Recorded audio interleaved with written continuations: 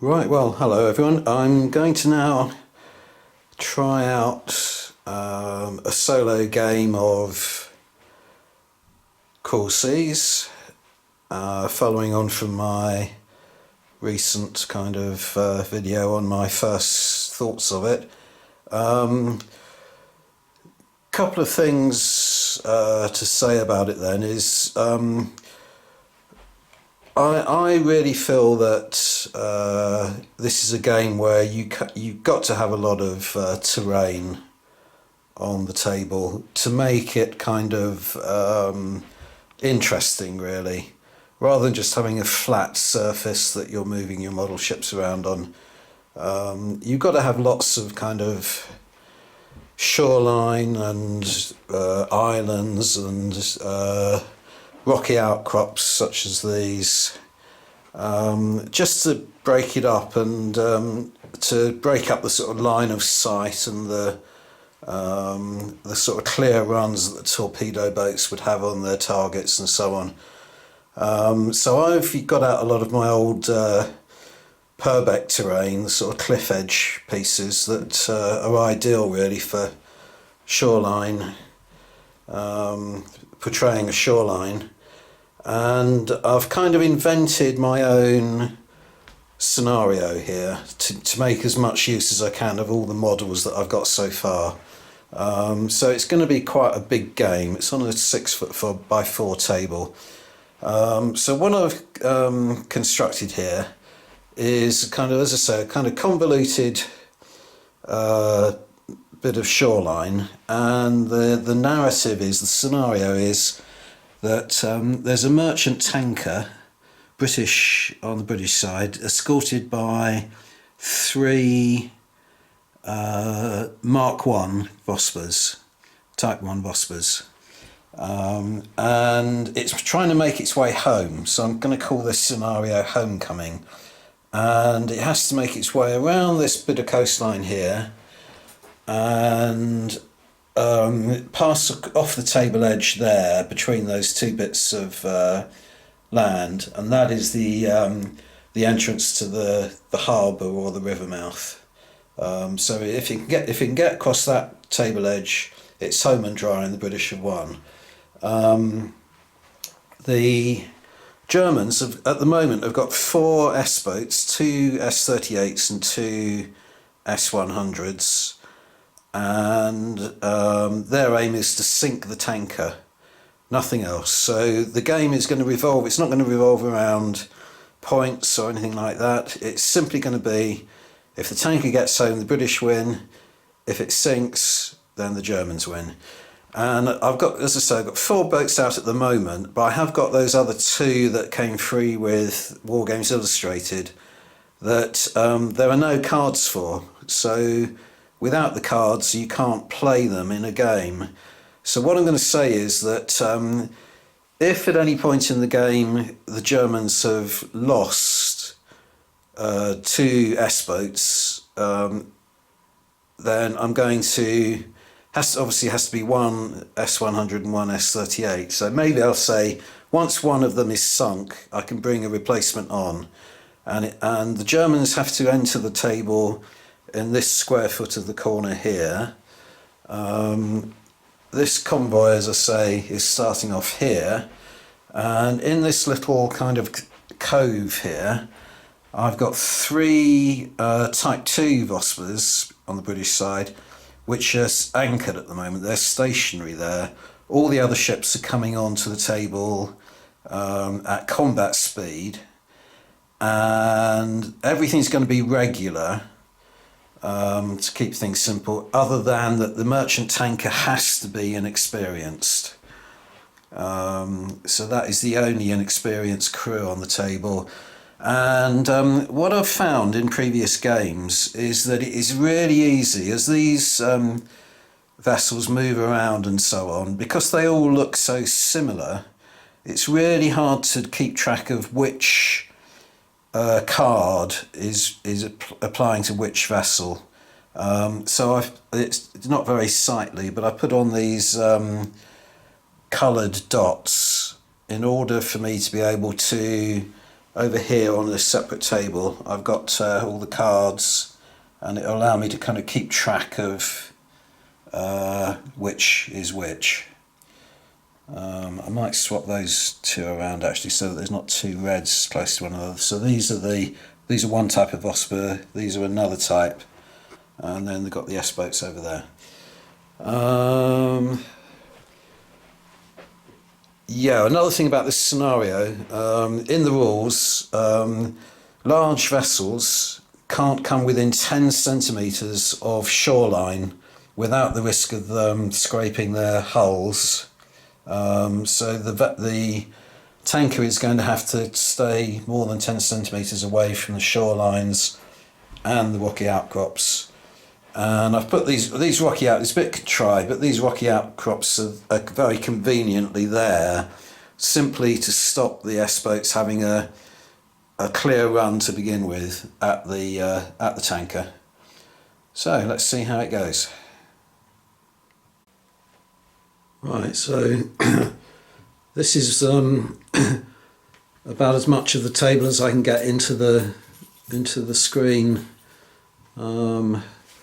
whilst I'm sort of rolling dice and so on. So depending on how things go, I might move the camera in a little bit closer or something, but this is as much of the table as I can get on at the moment. So I've got 7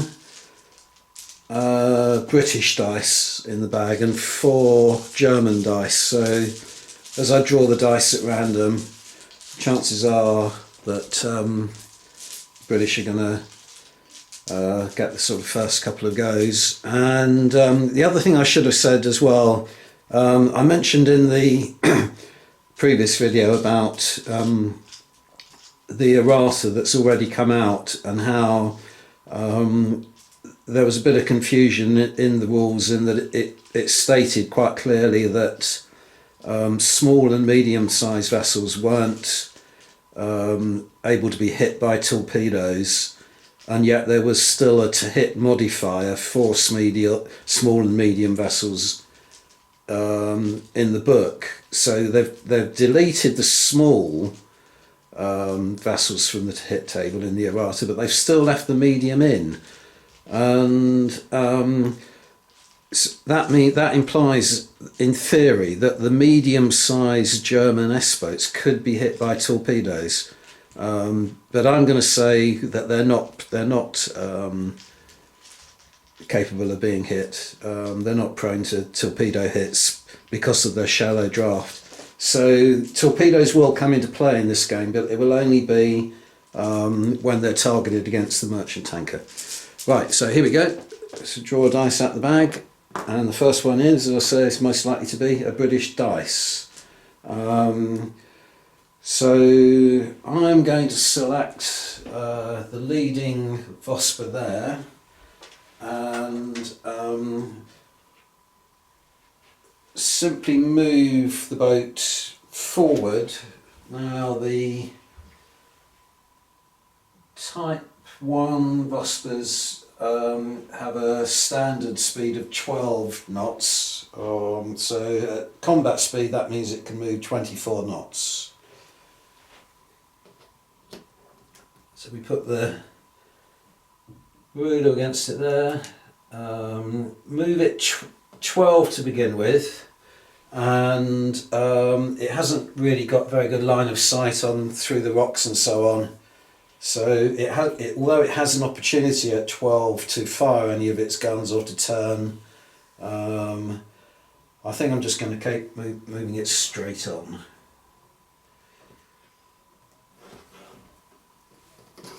And the weight marker goes with it. Put it there to show that it's moved at combat speed. Keep this yellow dot close by it, and then place the marker behind to show that it's been activated.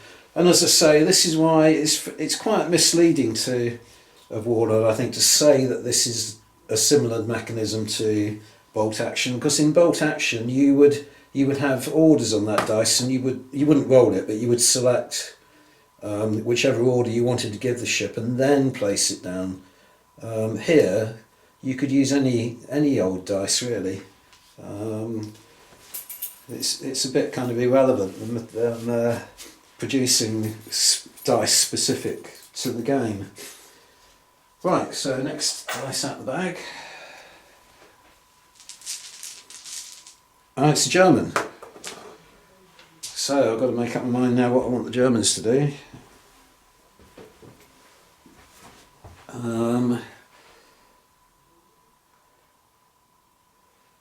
So I think I'm interested in getting some torpedoes off as soon as possible. So I'm going to move one of the S-38s across. And the S-38s move 13 per turn. So I'm going to increase for the moment. It's at combat speed, so I'm allowed to say that it's going to move up to full speed. So it moves 13. Then it's going to turn, can turn up to 45 degrees, and it turns at the stern, but I'm only going to move it that much, just so I can clear the rocky outcrop.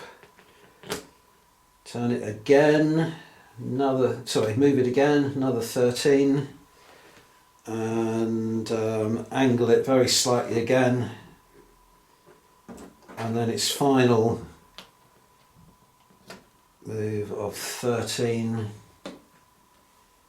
and then we put a full speed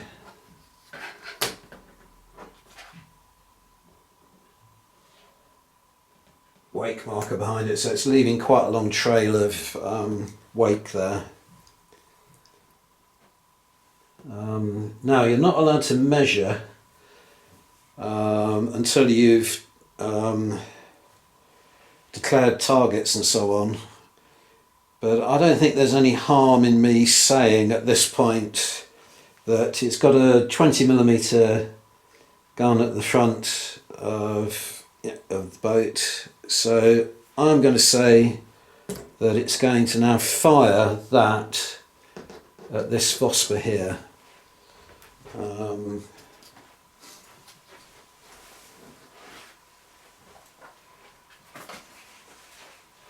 we'll look at, I think it's got a range of 50mm. Just check that.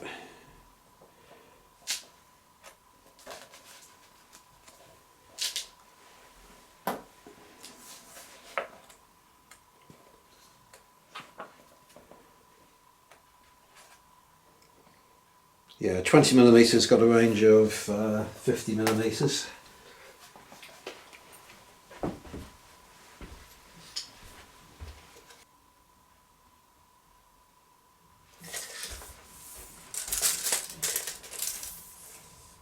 And it's within range, yeah, really.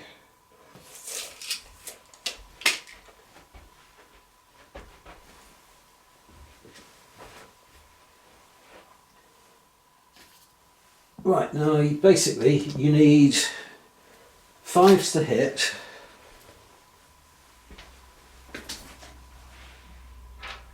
and you're rolling with a D10. Then there are various modifiers, as there are in most rules. So over half distance you take 2 off of that, so I need 3 or less rather than 5 or less to hit. The speed of the shooting vessel is full speed, so I take another 2 off of it, so I need 1 or less to hit. If the shooting vessel had moved over 30 centimetres, or if it was moving over 30 centimetres, and it is, you take another 1 off of that, so there is no possibility of me being able to hit, basically. Because I need 0 or less, which is impossible. And also the target would have been small size, so that would have been another 1 as well. So although it's open fire, it can't possibly hit at that speed against and at that distance. So that's the end of that vessel's go. Next one out is a British.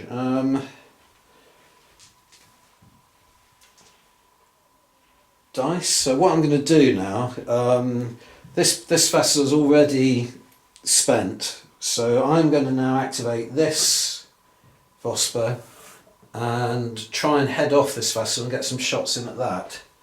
So I'm going to keep it at combat speed, because as you've seen, moving at full speed does make the ability of the crew to shoot, it diminishes that. So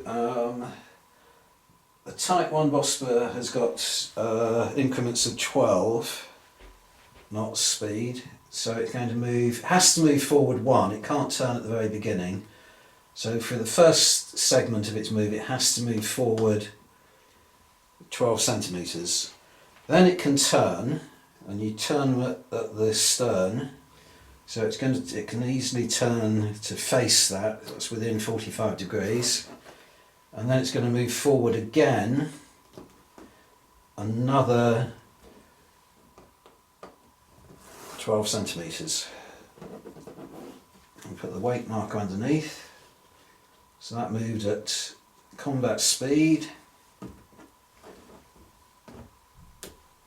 And it's going to open fire. It too has a 20mm cannon at the front. I think that's right.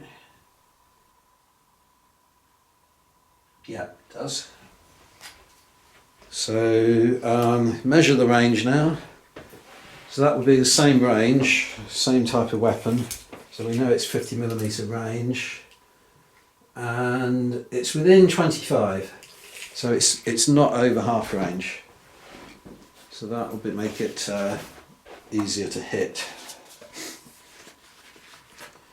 So again, it needs 5 to hit to begin with. And then you look at the modifier table.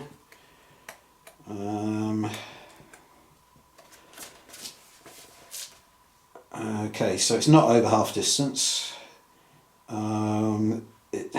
It's not moving at a speed which is over 30 centimetres, and it's not moving at full speed. So there's no minuses there. The speed of the target vessel, however, is over 24 centimetres. So it needs to take 1 off, so it needs force to hit. And the target size isn't small, unlike the Vospers, the S-boats are medium. So I need force to hit. And you roll 1 dice, whether it's a single mount or a quad or a twin gun, you always roll 1 dice. This happens to be a single gun on a single mount. And it's got 3, so it's hit. So first blood. Right, now you look at the damage table. So if a 20mm single gun hits, you roll 3 d6s.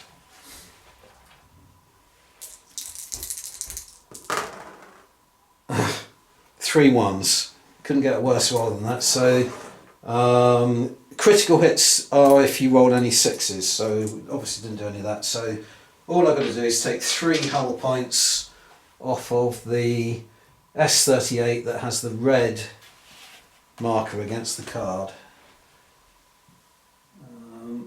So it starts off on 55 hull points, so it's gone down to 52. So hardly a scratch, but first blood anyway to the British.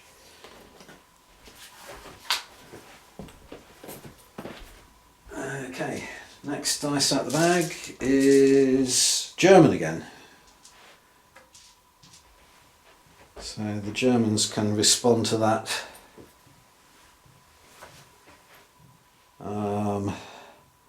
aggression. I mean, thinking about it really, you can only fire torpedoes at the end of your movement, so I should really have loosed the torpedo travelling in that kind of direction at that point. If I get a lot closer, then torpedoes need a 15 centimetre move distance before they're activated. So I'm getting a little bit close, so I should have thought about that, but never mind. So I'm going to activate this other S38 boat here now, and we're going to do the same again. Move it forward at full speed, I think.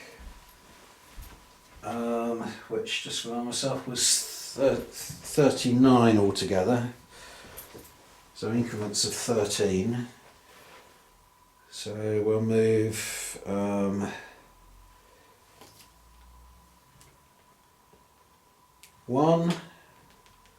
and then I'll keep it straight ahead.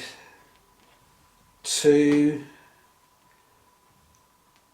and then the third one straight ahead, and then I'll angle it like so, and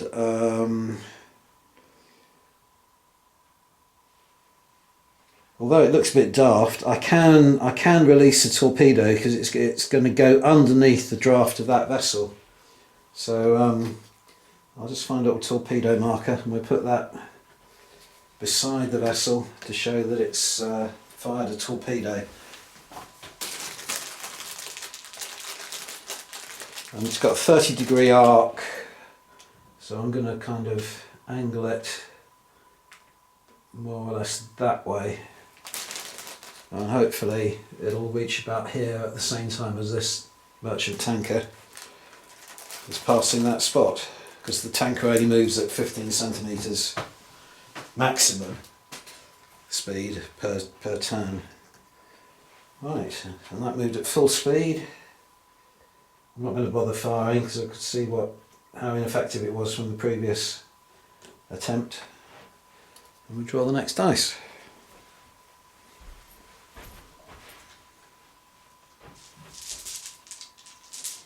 And the next one is British.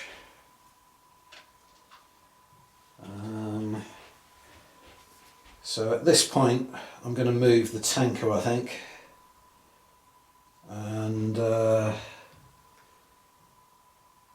no, I'm going to move the Vosper so that it's this side of the tanker. If I move the tanker, it's going to be about here, and it might block the route of the Vosper. So the Vosper is moving at Type 1 moves at 36 maximum, so it's going to stay at no, it's going to increase to full speed. So it'll move 12 straight forward, angle, it can angle up to 45 degrees, and then another 12, and angle it again so that it can avoid those rocks, and then forward again another 12.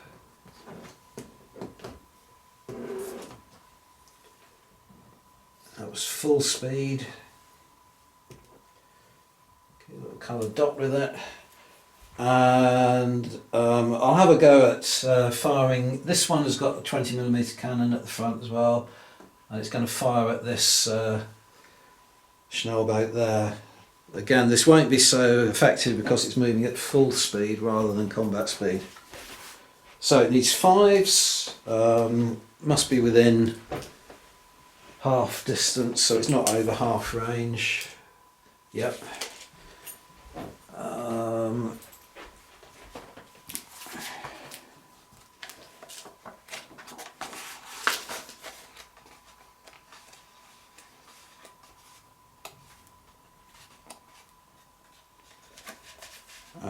It's moving at full speed, so that takes 2 off, so it needs 3 or less to hit. It was moving at a rate that's over 30 centimetres, so it's 2 or less to hit. And the speed of the target vessel was full speed. Well, it's over 24 centimetres, so that's 1 or less to hit. So it needs 1 in order to hit. So not much chance. 1 in 10 chance of hitting. Got 10, so no. But you're not keeping track of ammunition or anything like that, so it's always worth a go. Right, next one out is another German dice. So the S100s, which is all that's left, they've got full speed of 42, so that's increments of 14. And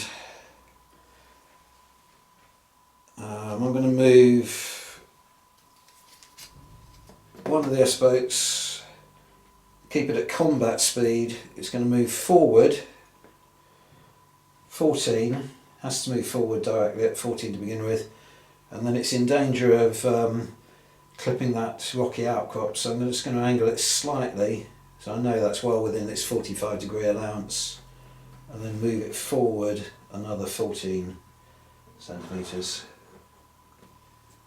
And it's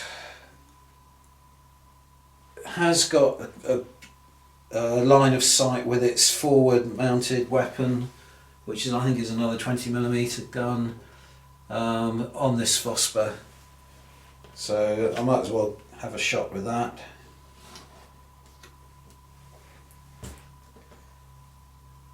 I'll just check it is a 20mm gun.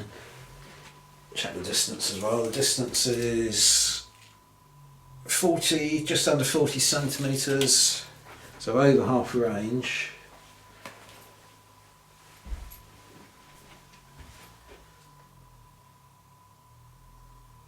And yeah, it is a 20mm gun. Right, so we know it's 5s to hit to begin with, and over half distance is a minus.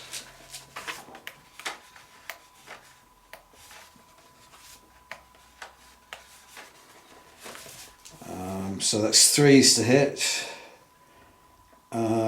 It's moved a total of 26,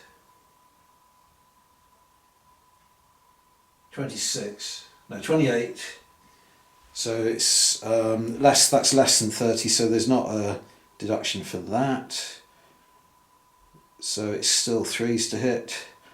The speed of the target vessel, it was travelling at combat speed, which for a Mark 1 is 24, so it has to be over 24 centimetres, so it doesn't get a deduction for that.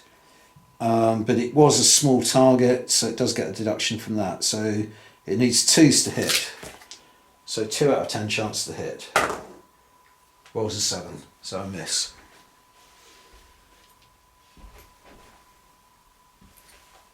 Put the activation dice on there. Draw the next dice out the bag. Oh, and it's the final German. Okay, so similar again.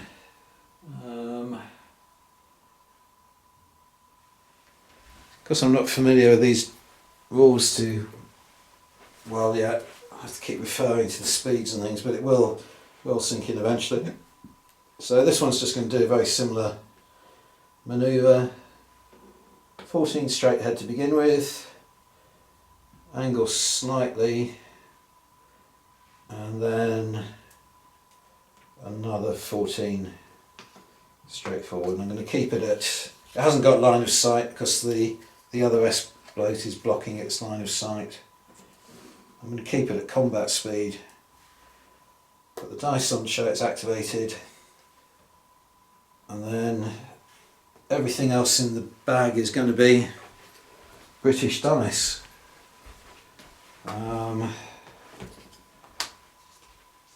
So it doesn't really matter which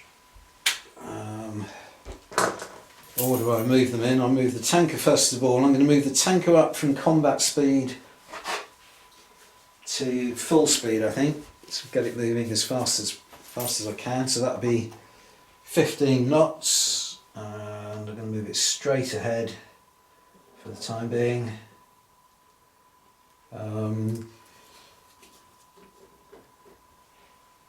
There's a possibility that torpedo hitting, I don't know, I'm not allowed to measure, but it can move 40 centimetres, so there's a chance of it arriving and just clipping the bow. I don't know, it's a bit oh well, as this is a practice game, a sort of solo demo game, I will measure just to see. It's very kind of close. Oh look, 40 centimetres, doesn't quite make it, and I'm glad it doesn't, because I would be, it's really just clipping the bow with that line. Right, so that's the merchant tanker having moved. And I've got the 3 stationary Vosquas to move. So I need to find some wake markers for them. Right, so as they're stationary, all they can do is go up one, so they start off at slow speed. Mark II's travel at 13 knots slow speed. So I'm just going to move all 3 straight ahead, which is all they can do. 13 knots. Put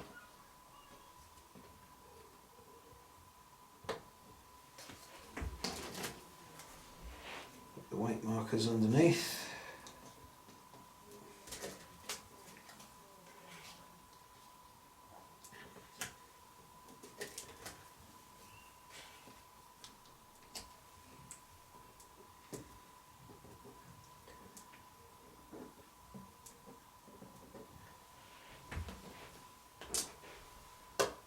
Activation dice on them, and that is the end of the first turn.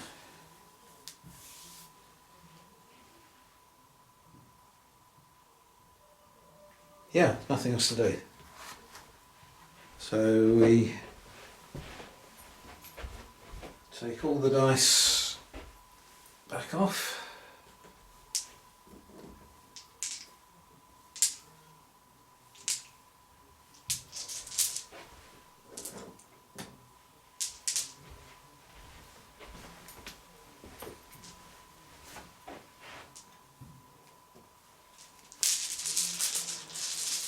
And then start turn 2. So draw the first dice out of the bag, and it's a German. Right, now what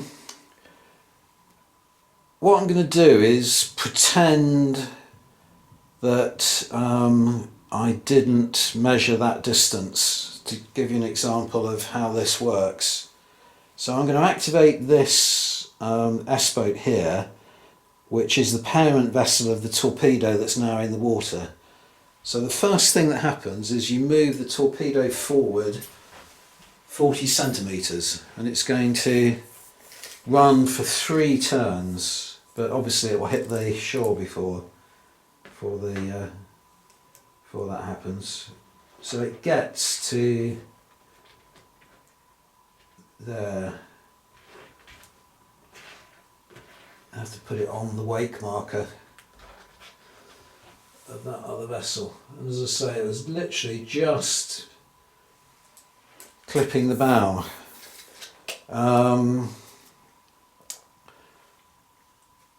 And then the vessel itself, the S-boat itself, I'm now going to drop down to combat speed from full speed. So I have to move it forward to begin with. Forgotten the movement rate already. I think it was 39 maximum. Yeah, 39 maximum. So it's going to move forward 13.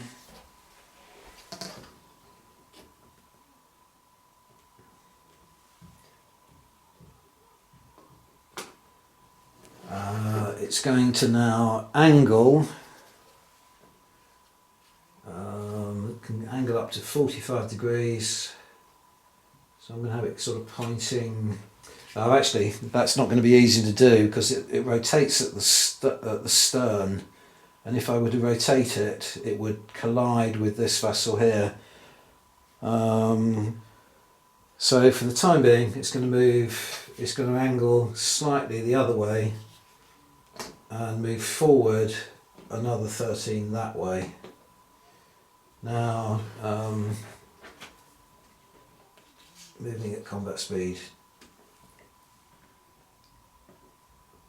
Now, it's also going to open up It's not going to fire off another torpedo because it hasn't got a chance of hitting the tanker from that angle, but it is going to open fire on this nearby Vosper here.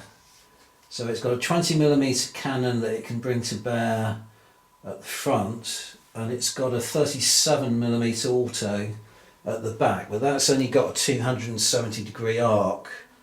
So just looking at it by eye, I would say that that one is out of range, out of the angle that it can bear, but that one certainly isn't. That one probably is. So I'm going to fire the 20mm cannon plus the two, I think it's 2 machine guns it's got. Yeah, it's got 2 machine guns on this target here, and I'm going to fire the 37mm auto at that one there. So quite a lot of firing to do. Yep. Right, let's put that on there just to lose track of it.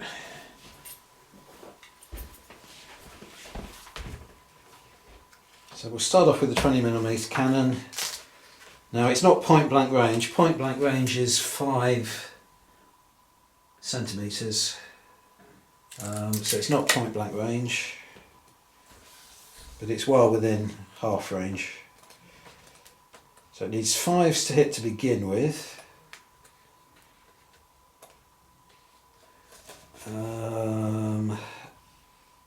It's dropped its speed, so it's now combat speed, so it doesn't get a minus for being at full speed. So moving at combat speed, that would be a maximum of 26 centimetres, so it's not moved over 30, it's not moving over 30 centimetres, so it doesn't get a deduction for that. The speed of the target vessel, which is this one here, is combat speed, which is 24 knots, so it's not over 24 centimetres, so there's not a deduction for that. But it is a small target, so there is a -1 for that, so it needs 4s to hit, and it gets a 3, so we've hit. So again, being a 20mm cannon, it rolls 3d6, and it's 2 5s and a 1, so that's 11 hull points off of the red dotted Mark 1 Vosper, Type 1 Vosper. So it starts off with 35, so that's down to 24. So that's quite effective. And then, as I say, it's also going to fire with 2 machine guns. The machine guns have a range of 30, so it's easily within range of that. So I can roll 2 d10s for this because they're both the same factors applying.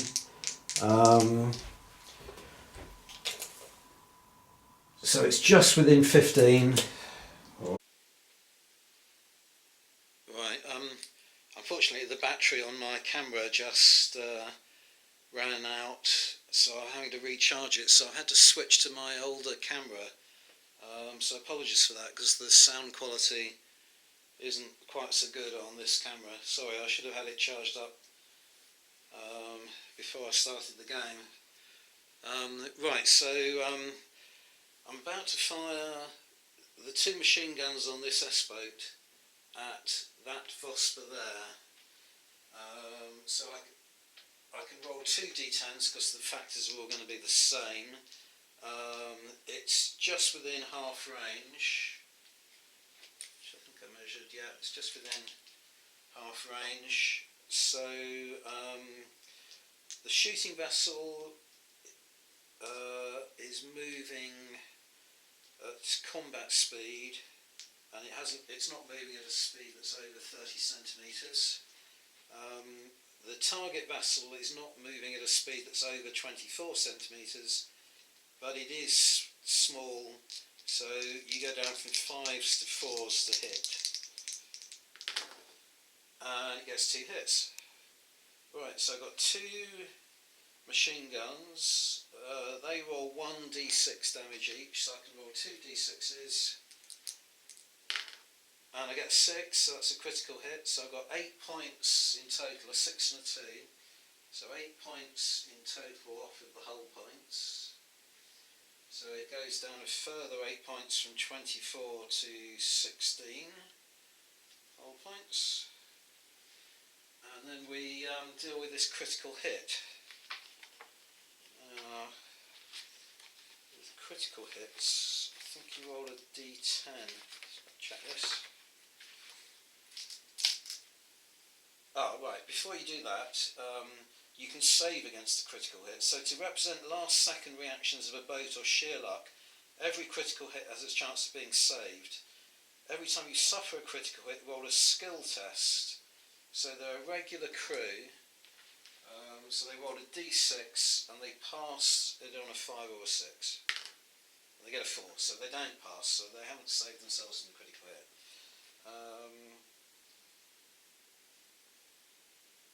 Alright,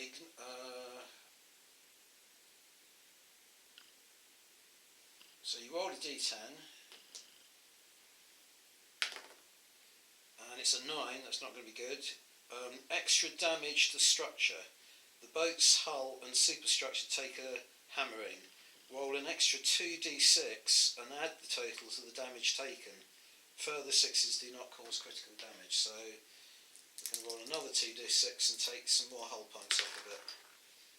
Oh, that's bad. So there's another 6, but that's not another critical. So that's 11. So that's pretty bloody, because it was down to 16. It's lost another 11, so it's only on 5 hull points now. So you can see how rapidly ships and vessels can sink in this game. Right, okay, so that was that one, and then another dice out of the bag. We've got another German dice.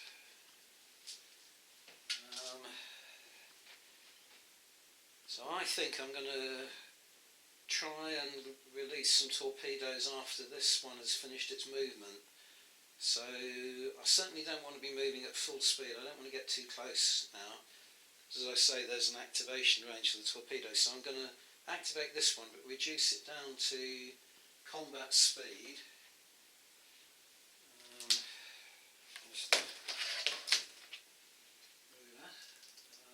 So it's moving at, it's going to move a total of 26 knots in increments of 13. So it has to move forward 13 to begin with.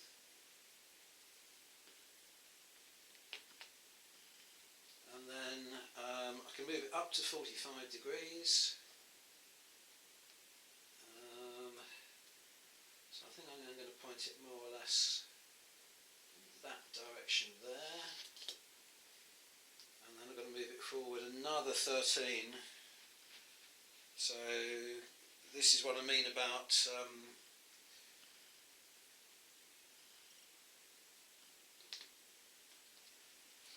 the distance. So there's no point in releasing torpedoes, it's too close. Because even if it released one there, waiting for this tanker to move to that point, that's definitely going to be less than 15 centimetres distance, so it won't have activated by the time it hits the target. So I'm not going to bother to release the torpedoes. But this is what I mean about how it does make the game more interesting to introduce bits of terrain, to break it up. If this had been an open table, it would have had a clear run at the tanker, and the tanker wouldn't have stood a chance against 4 attacking S-boats in open water. So it's going to make the game longer but more more interesting.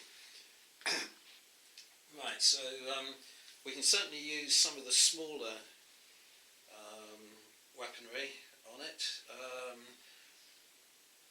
So this one has got a automatic cannon at 37mm automatic at the back, but again, don't know. I think that probably is just able to bear. It's got 270-degree arc. Yeah, I think we'll allow that and say that the 37mm auto is going to fire at that, and I might as well also the front 20mm cannon can also fire at that ship as well. Right, so let's start with the 20mm, which is I'm more familiar with. So it's not within 5, so it's not point blank, so it needs 5s to hit.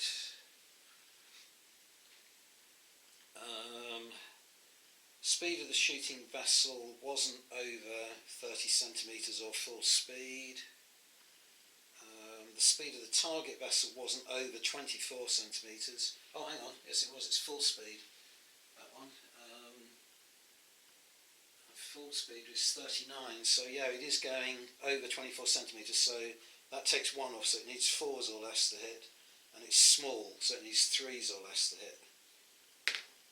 And it gets 10, so it misses. Now the 37mm auto has got a minimum range as well. If it's within 5, it can't fire within 5 centimetres because of the trajectory of the shell, but it's not within 5 centimetres. So all the other factors are going to be the same, so this needs 3s to hit as well. And again, it was another 10, so 2 misses.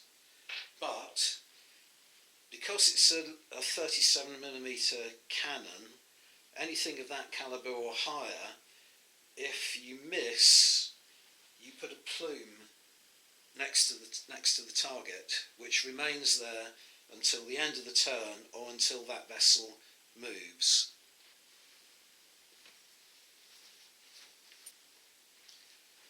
Right, so we've got little plume markers in the, it comes in the box, so we can put a plume marker against that. Once it's got 3 or more plumes on target, you get a +1 to the base value to hit. Right, next dice out the bag. Oh, I suppose we've got the 2 machine guns on there as well, haven't we? Let's do the 2 machine guns. Every little helps, as I say. So can roll 2 d10s as they're the same. So this will be 3s to hit as well. No, 4 and a 10. Right, next dice out the bag. British, yay.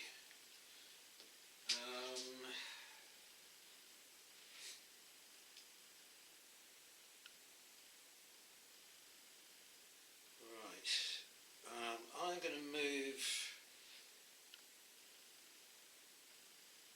this one now at combat speed in that direction in order to be able to fire at one of those S-boats over there. So it's moving at 24 knots straight ahead. After 12 centimetres it could use its weaponry.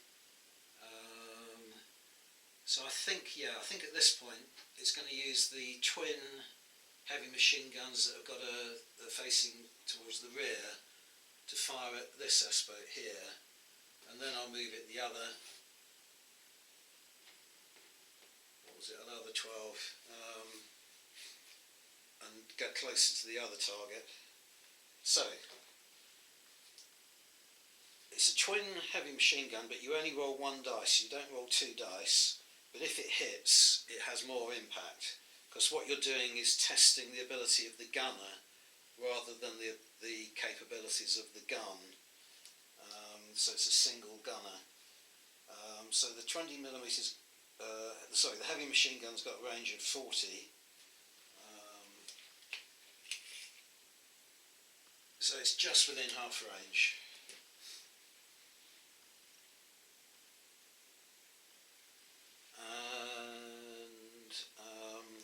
So it's not over half distance, so it needs 5s to begin with to hit. The shooting vessel isn't moving at over 30 centimetres or at full speed. The target vessel, however, is moving over 24 centimetres, so it needs 4s or less to hit, and that's it, because it's not a small target. And it rolls an 8, so it misses. Then we move it on the final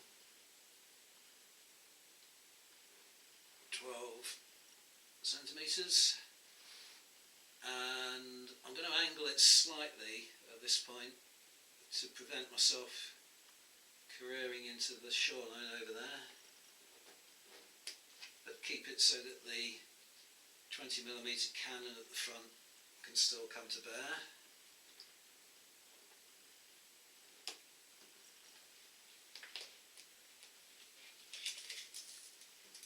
So it's a range of 20, so within half.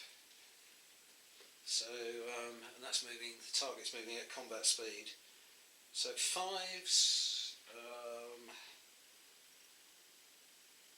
speed of the target vessel's over 24, because these S-boats move at combat speed, they're moving at 26 knots. Oh no, hang on, they're S100s, so they're 28 knots, so same applies anyway, so 4s to hit, and that's all. 7. Not very good shooting so far, so they miss with that. Next dice out of the bag is another British. So now I can move the tanker forward, I think, because both of these S-boats have activated. And I know if I move forward at full speed, moving forward, directly forward 15, oh yeah, look though, 15 knots, so it's still full speed, it's still in danger from that torpedo. So in the next turn it's going to be critical who gets the dice first. If the Germans draw a dice out the bag first of all, they will activate this torpedo boat here, which will also activate the torpedo, and it will strike. If the British get the dice out of the bag first, then they'll move the tanker out of the way. So that's going to be close.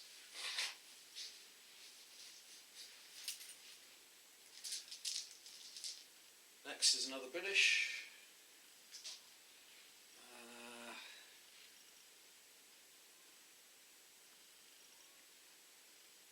So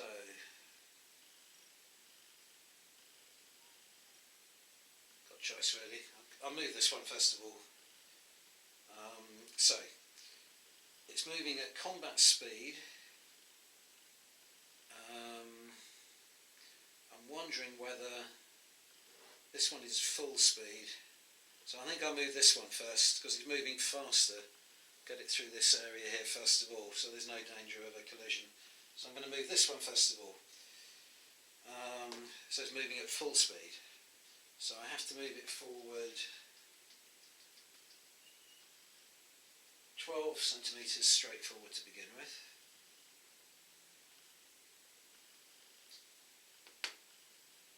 And at this point it's allowed to turn, and it's also allowed to fire any of its weaponry.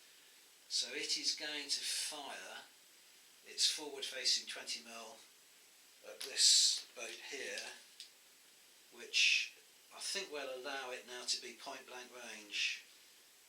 Yeah, because certainly some of the vessel is within 5 centimetres.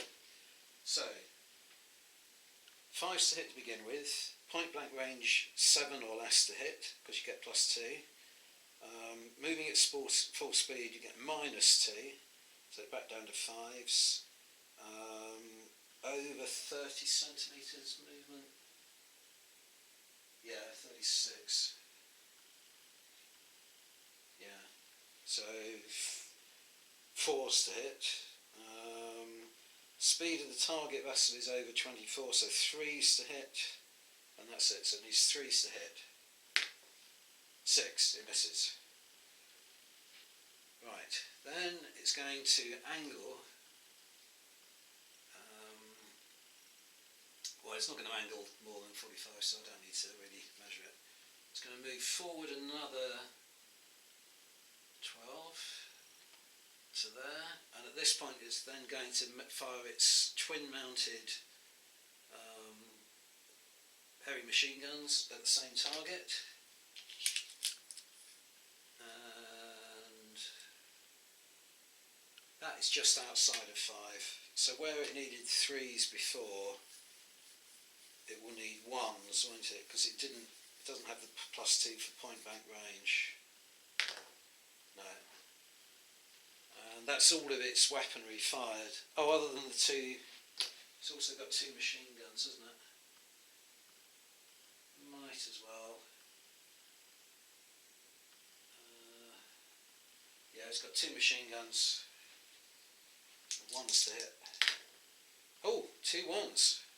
So both machine guns hit. Each machine gun has a damage of 1d6. I can roll 2d6s. It takes 5 hull points off of the yellow S-boat. So that's the first damage it's had. It starts on 55, so it's down to 50.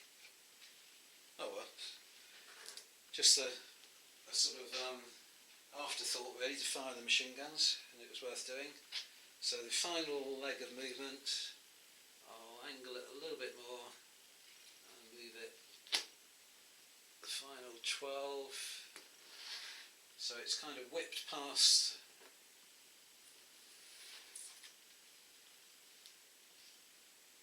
oh, I need to do that. It was pointing at that, wasn't it? Full speed. The plume marker can come off because it's moved away from it. I'll leave that green there just so that I can distinguish one boat from another.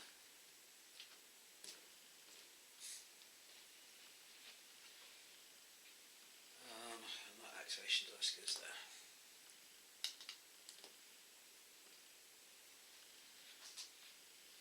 Next one out of the bag is another German. So it's got to be one of the 2 S100s over there.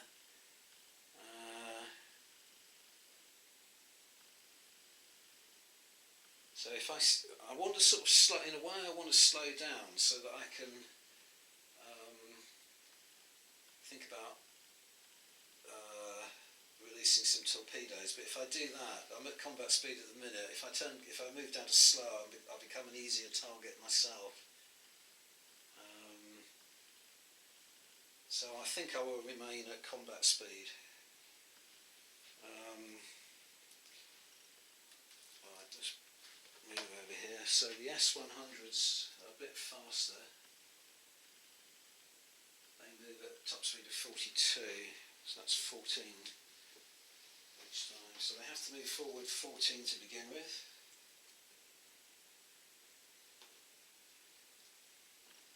And at this point, I've got a twin, I think it's a twin 20mm that can rotate 360, so that's within range. And the 20mm at the front, that can fire as well. So let's work this out.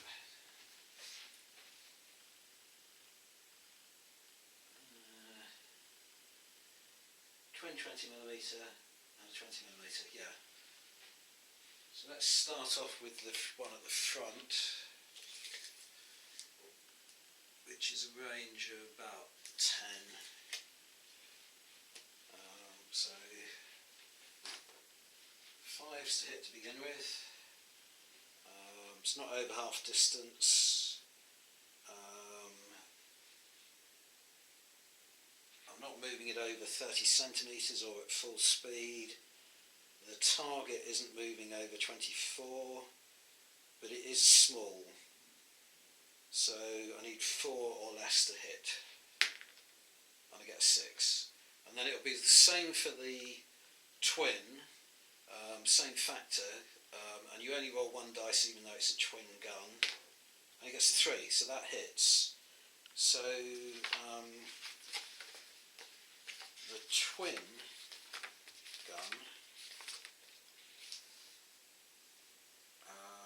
20mm would normally roll 3d6, but paired twin guns, you add 1d6. I'm going to roll 4d6s.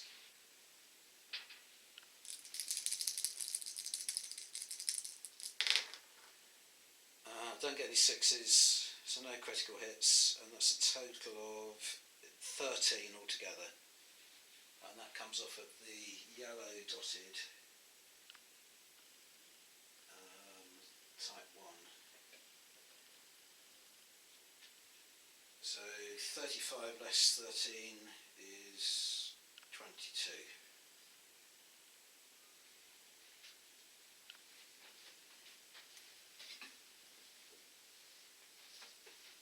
And it's got another segment of its move to go. So far it's moved 14.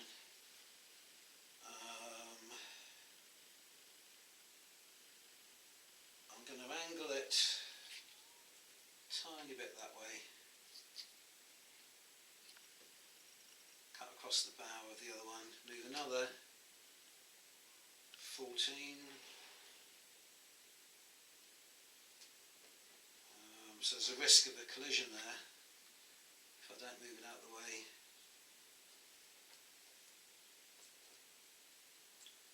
And then it's got this quad, I think it's a quad 20mm at the rear that can now come to bear.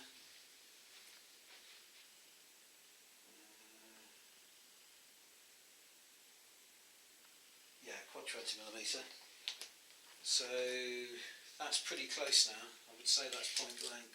Yeah, it's easily within 5cm. So starts off needing 5s or less to hit, but point blank means it gets +2 to that. So 7 or less to hit. It's not moving at full speed. It's not moving over 30cm. Target vessel's not moving over 24, but it is small, so it needs 6 or less to hit. 6, yeah, just did it. Right, so normally a 20mm would be 3d6, but the quad's going to boost that. Quad guns, you add another 3d6. So I'm running 6d6. This is going to be pretty lethal. Get 1 critical hit, which is a 6. At the moment we've got 3, 6, 7, 12, 18 hull points off of the yellow type 1 Vosper. And it's, at the moment, it is on 22, so 18 off of, did I say 18? Yep, 18 off of that will take it down to 4. So it's nearly sunk. And then you've got a critical hit, which the crew can try and save on a 5 or a 6. No, they don't save it. So we roll on the critical hit table, and it's a 1, so I suspect that's not going to be terribly punishing.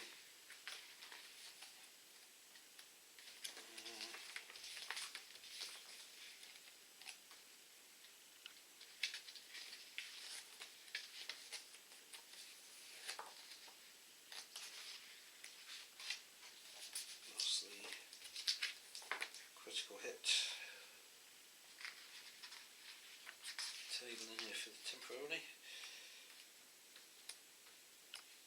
Here we go. It's a 1, so that's the engine hit. Oh, it is pretty bad.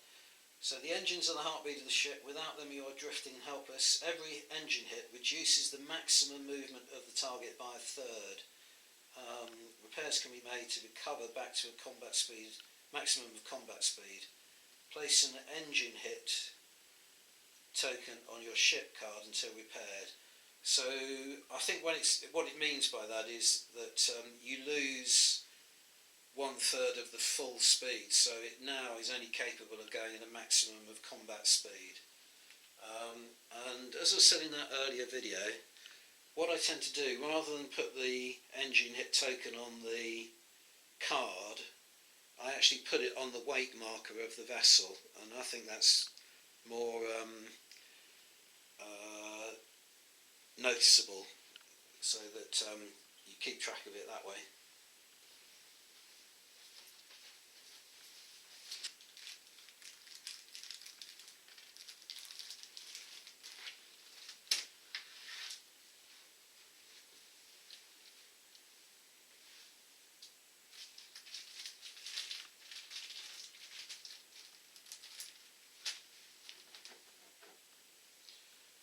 Right, so got an engine hit token, place that on the weight marker there, and that's virtually finished that loss, but it's only got 4 hull points left.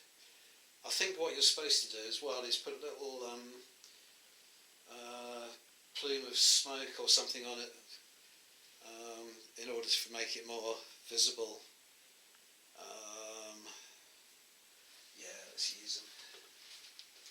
Why not?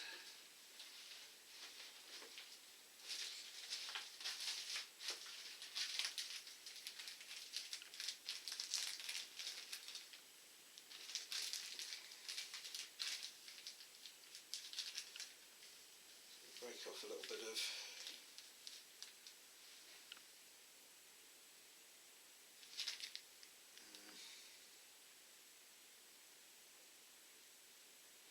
not sure what I think about these cotton wool type things, but we'll leave that on.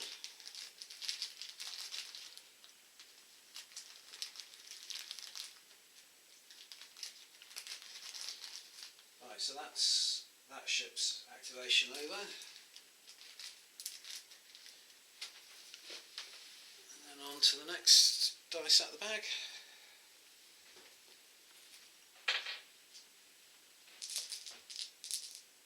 And it's the final German. The Germans have got most of their dice out straight away. Right, so we know it's 14s. This one's moving at combat speed. So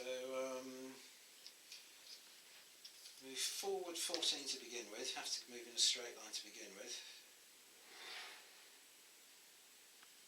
Now while it's there, it's still got line of sight on that vessel, so it's not going to be able to fire at anything else really in this turn. So I think that's less than 270, that's definitely within 360, and that's definitely within, that one's 270. So I'm going to fire everything I've got at this point and then move it the final 14 centimetres.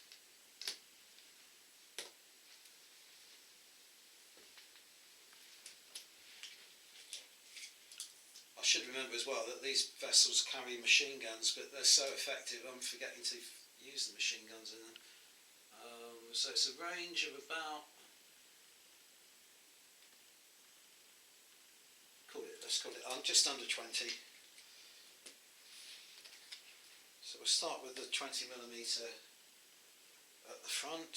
So the range isn't over half distance. It's not moving at the shooting vessel's not moving at full speed or over 30 centimetres. The target vessel is moving at 24 centimetres, not over. So there's no deductions to that, but it is small. So everything effectively is going to need 5s to hit.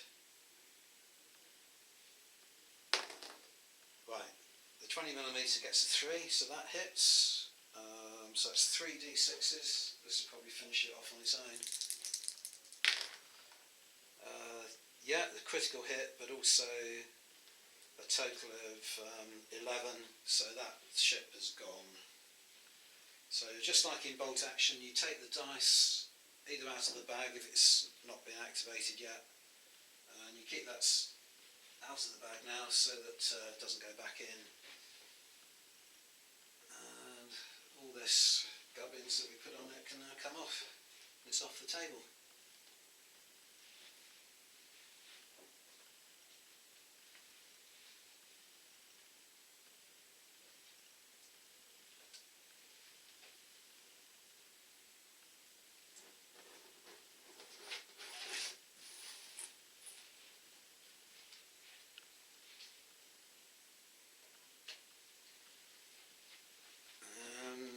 all we've got to do now is move the S-boat the final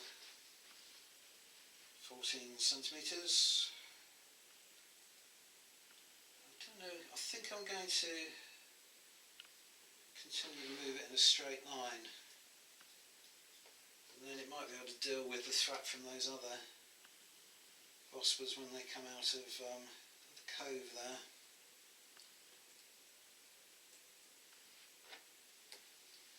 Right, so now we know everything else is going to be British that moves. So all the Germans have activated already. That's a sort of similar kind of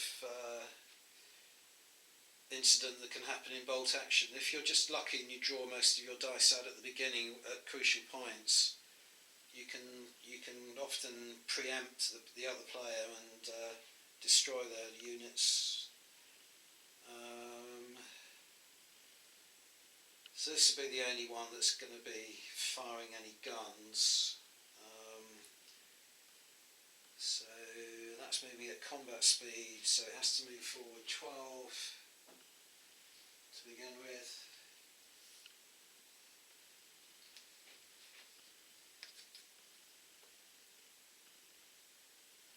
So about there. I'm going to angle it slightly, and at this point it can bring both its main weaponry and must remember the machine guns to bear on this target here, which is at point blank range. Yeah, so everything's at point blank range. So let's start with the 20mm at the front. So 5s normally goes up to 7 or less because of the point blank range. It's not moving at full speed or over 30 centimetres, but the target vessel is moving over 24 centimetres. So that comes down to 6s. So everything's going to be 6s to hit. So starting with the 20mm cannon at the front, that goes at 1, so that hits. So we know that's 3d6s. 5, 6, 7, 8 off of the yellow E-boat. So it's on 50 at the moment, so it goes down to 42.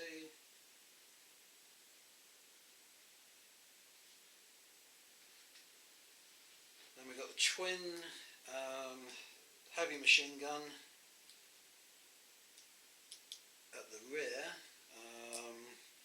So again, what did I say, 6s to hit. Another one. So a heavy machine gun is normally 2d6, but it's paired, so you get an extra d6. So that's 3d6 again. A 6, which is critical hit, and 9 altogether for the moment. So it goes down from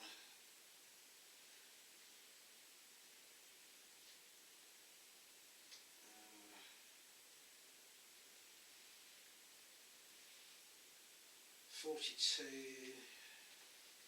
6, 7, 8, 9, so that's 33. And it gets a chance to save against the critical hit on a 5 or 6. Rolls a 5, so critical hit doesn't count. What's it fired so far? So it's fired, it's just got the machine guns to fire. So I can roll 2 dice for this because we've got 2 machine guns. Needing 6s, one hits on a 5, and the machine gun is 1d6. Takes another 2 hull points off, so it goes down from 33 to 31. And that's that. Oh, hang on, it's only moved the first segment of its turn so far, hasn't it? So it's going to move another 12.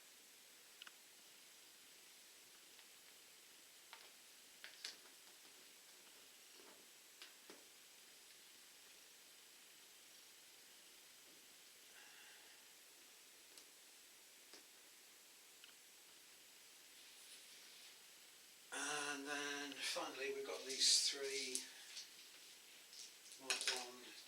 crossbows. So they're going to increase, they're all three going to increase their speed up to combat speed, which with the type 2s, I said type 1s didn't I, will be 26 knots. First one's going to move forward 13, turn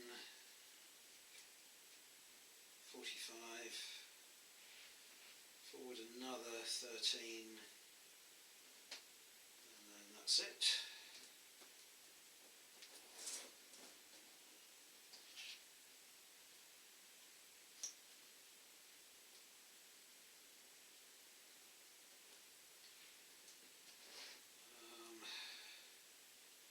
This one's going to do the same.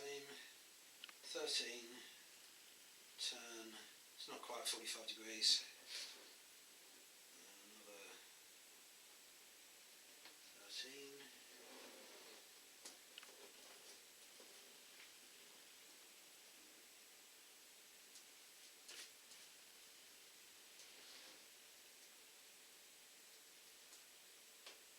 13. Angle 13 again.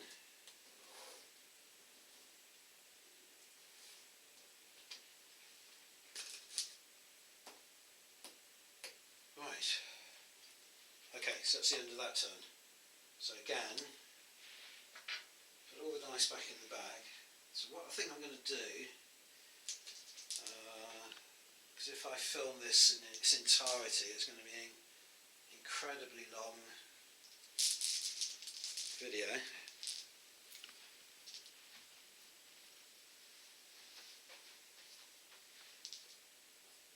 So now that you've got an idea how the game works, I'm just going to do the sort of edited highlights, as it were, from now on. But before I do that, this is the start of the next turn, so I'm going to draw a dice out of the bag, because as I say, it is critical now whether the British or the Germans draw the first dice. Because if the Germans draw, then that torpedo is going to hit. Oh yeah, and it's German. Right, so I'm going to, which one was it that fired the torpedo? I think it was this one, wasn't it? This is what I mean about trying to keep track. Maybe it would be an idea to have torpedoes that were marked specific to the vessel. I don't know. It is quite hard to keep track of things, as the vessels all kind of intermingle. But we'll say it was this one. I'm pretty sure it was. Right, so the torpedo, you move that forward to begin with 40 centimetres or until it hits the vessel. So it's hit.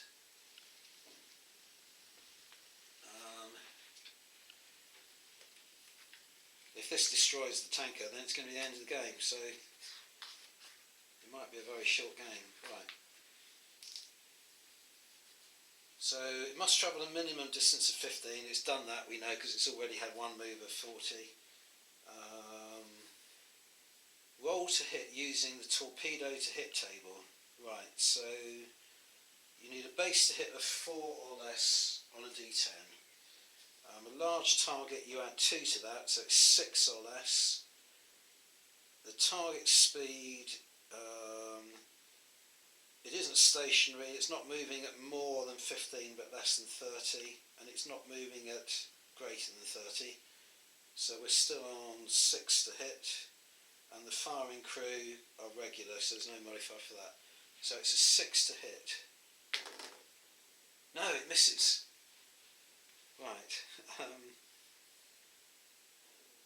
If the torpedo hits a vessel, roll a d6 to see if it was a dud. Alright, in the case of a miss, the torpedo proceeds along its trajectory and will complete its movement of 40 centimetres. So it's only 40 centimetres would take it into the cliff. So it's gone under the vessel maybe, or missed in some way, hits the cliff, finished. That's the end of that. Right, so what I'll do is I'll just activate this this vessel here in front of the while the camera's running, because this was the parent vessel of that torpedo, and then I'll give you the edited highlights from now on.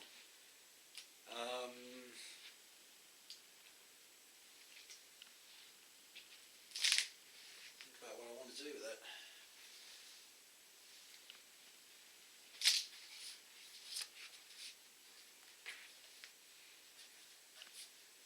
So it's currently moving at combat speed, which is 26 knots. It's got to move forward 13, so there's no point in hesitating about that. So that's its first move, and then I think I'm going to angle it as tightly as possible. I'm not going to bother firing any of the weaponry with it at this point, so it's going to move 45 degrees, and then it moves forward another 13 knots, 13 centimetres. So it gets to there, and then at this point, now that it's a lot closer to you might as well fire some of its weaponry. So I think the automatic cannon at the rear can't come to bear. This is something about, I mentioned in a comment on the previous video, that the model scale is 1/300th, but the ranges and so on aren't, because where I would say that is too tight, the rear of the trawler, merchant trawler, is well outside the 270. The front of the vessel isn't. So I think I'm going to allow the 37 Auto to fire, because more than a third of the vessel is within the 270 degree arc, so we'll do it that way.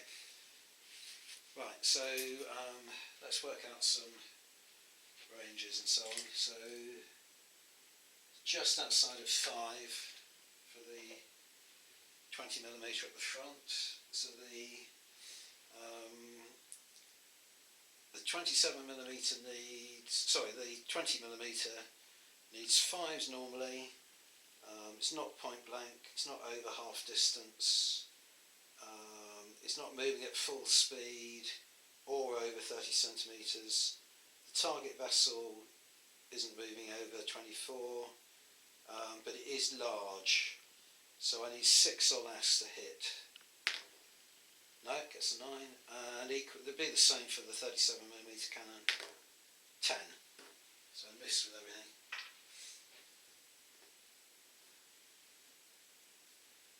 There we go, combat speed. And that's just the beginning of that turn, but as I say, what I'm doing from now on, rather than let this turn into a really protracted video, is just give you the edited highlights, maybe explain what's happened at the end of each turn. Right then, so here we are at the end of that turn, and there's quite a lot of incident in it. I'm finding it really hard. It is quite tricky to line the attacking S-boats up with a clear run at a bit of space that the tanker is going, not the tanker, the merchant trawler is going to move into. Is it merchant trawler or merchant tanker? I can't remember. Anyway, the target vessel. So I haven't been able to release any more torpedoes. So I'm finding that quite enjoyable. Just the sheer skill at trying to get your boats into the right position to fire. But they have been letting off a lot of their smaller armaments, their cannon and machine guns and so on, which is nibbling away at the merchant tankers' hull points. It's down from 85 to 54 now, So there is a chance that they can sink the trawler without sinking it by torpedo. One thing that did happen, it was unavoidable for that S-boat not to collide with the tanker, whichever way the tanker moved, it was going to hit it either at the front or the rear, and it collided. The S-boat suffered a lot more damage, hitting a larger object, and now both of those vessels have got rudder damage for the next turn, and the S-boat won't be able to fire its guns in the next turn either. But the rudder damage could mean that the S-boat is unable to avoid the cliff. It might end up, because it can't give any orders, so it can't slow down. So it's going to move just about enough distance to hit the cliff if the rudder damage prevents it from turning to port, and that's a random throw of the dice. So it's decided by the dice rather than by choice. So that might happen. Over here, these two Vospas are kind of circling around the rocky outcrops now in order to get back into the fight, because they sort of moved around this way. Whereas the three Vospas at the other end of the table made a bit of a hash of it, and they very nearly, I decided to set the first one off at full speed, and it kind of cut across the other two, and there was very narrowly avoided a collision over here as well. So they're sort of turning around at this little U-turn in order to get into the fight as well. So that's more or less everything happened in that turn. Well, that turn was incident packed, and it's actually culminated on the very last activation with the merchant tanker being sunk. What happened, as I say, a lot of things happened, but due to the collision in the previous turn, the tanker suffered rudder damage, as did the S-boat that collided with it. The rudder damage on the S-boat resulted in it steaming into the shoreline, where it suffered a great deal of damage but didn't sink, but was then sunk by a second S-boat colliding with it and inflicting the last amount of damage on it that was required to sink it.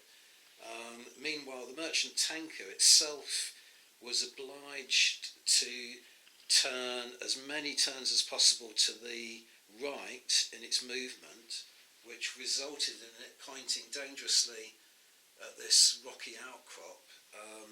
It's just enough distance for it to be able to move and then angle away and avoid it, but that would have been the finish of it. But it suffered so many hull points and then was shot at by several of these S-boats. This one was the last boat to be activated in the turn, and managed to hit it with its quad 20mm gun at the rear.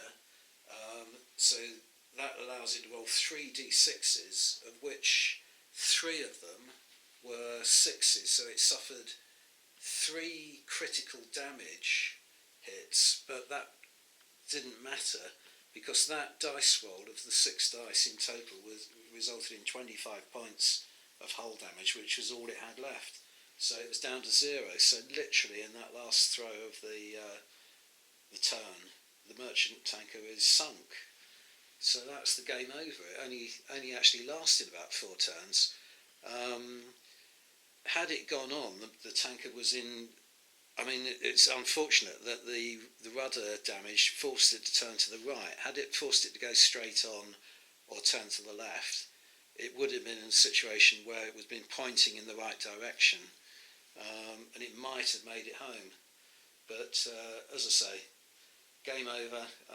That was the criteria I placed on it, that the game revolved around whether the tanker survived or not, and it didn't survive. So I think this is a really fun game to play, despite all my reservations about the rules being corrected within a fortnight of the book being published and so on, which I think is extremely poor. It is one of those typical good kind of club games where you can have a lot of fun. You could even get through a couple of games maybe in an afternoon. And the thing that's made this game for me today is definitely the terrain. It would be quite a sort of ordinary game if you were just playing on a sea surface without any need to kind of navigate your way around rocks and so on. It did make it a lot more difficult for the torpedo boats to run up to get a run in straight at the target and release torpedoes. And it meant it was difficult, for instance, for these British Vospas here. They had to circle right round these rocky outcrops in order to get back into the battle. So that sort of added a kind of fun element to it as well. So anyway, that's more or less how a game goes. It was had just about all the elements of a game to sort of demonstrate to you. So I hope that's enlightened you on how the game plays. And I'm certainly going to continue to expand my fleets and so on and get into this. Doesn't involve a great deal of investment in time. It does, unfortunately, in money, because I don't think the models are cheap. But they're very quick to paint up, and then the games are very fast to play. So it doesn't have to become your one and only painting project or anything like that. And I think Joshua has just commented on one of my earlier video that Warlord have announced the release of some of the larger vessels today. So I'll certainly be sending off for some more models and adding them to my fleets. So thanks very much for watching, everyone. Bye for now.